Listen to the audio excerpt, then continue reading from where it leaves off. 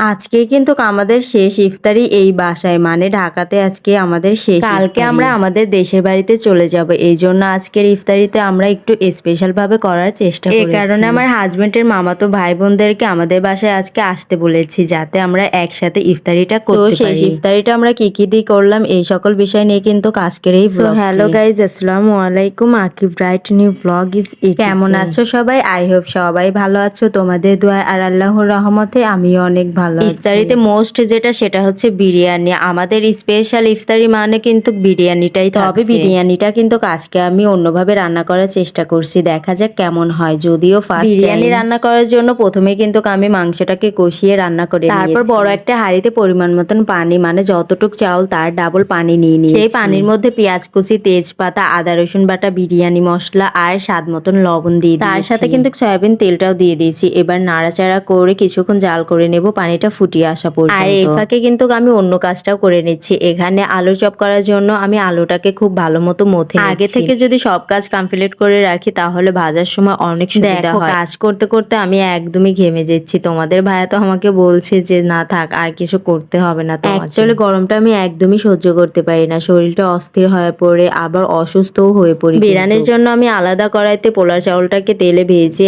এখন কিন্তু সেই ফোটানো পানির মধ্যে দিয়ে দিই। আমি কিন্তু এইভাবে বিরিয়ানি রান্না করি না, ফার্স্ট টাইম আমি রান্না করছি, জানি না কেমন। অনেক ভাইরাল আপুদের দেখি এইভাবে বিরিয়ানি রান্না করতে, তাই আমারও শখ জাগলো যে আমি এইভাবে একবার রান্না করে দেখি কেমন। সবশেষে তার মধ্যে মাংসটা দিয়ে সবকিছু মিক্স করে আমি কিন্তু চুলায় রেখে দিই। এখন আমি ভাজা পোড়া করতে চলে এসেছি। প্রথমে আমি আলুটাকে ভেজে নিচ্ছি, মানে আলুর চপটা বানিয়ে। ইফতারিতে ফলের থেকে আমার কেমন জানি এই ভাজা পোড়াই অনেক ভালো লাগে, মানে মুড়ি মাখাটাই আমার বেশি ভালো লাগে। তোমাদের ভাইয়ারও মুড়ি মাখাটা অনেক পছন্দ। আর এখানে দেখতে পাচ্ছ তোমাদের ভাই আমাকে হেল্প করতে আর বলছে সে নাকি আমার থেকে অনেক ভালো বানাবে, এই জন্য আমিও বললাম যে নাও তুমিই বানাও, দেখি কেমন বানাতে পারো। এবার তোমরাই বলো কারটা বেশি ভালো হয়েছে, ওটা নাকি আমারটা। তোমাদের ভাইয়াকে তো আমার কাজ দিতে অনেক ভয় লাগে, সে এমন ভাবে কাজ করে আমার আরো কাজটা বাড়িয়ে দিয়ে মানে তাড়াহুড়া করতে চায় আর সবকিছু ছিঁড়ে ছুটিয়ে কাজ করে, এই জন্য অনেক ভয় হয়। দেখো তোমাদের ভাইয়া কত সুন্দরভাবে বেগুনটাকে বেসনে ডুবিয়ে গরম তেলে ছেড়ে আবার ভাজি করে উঠিয়ে নিচ্ছে। মনে হচ্ছে পাকা হাত, অনেক এক্সপেরিয়েন্স আছে এইসব বিষয়ে। তবে এটা কিন্তু ফার্স্ট টাইম ওর। আর এখানে দেখো ওর মামাতো ভাইটা চলে এসেছে। ওর মামাতো বোনটা আসলো না, কারণ বাসায় সবকিছু গুছিয়ে রাখছে, কালকে দেশের বাড়িতে যাবে,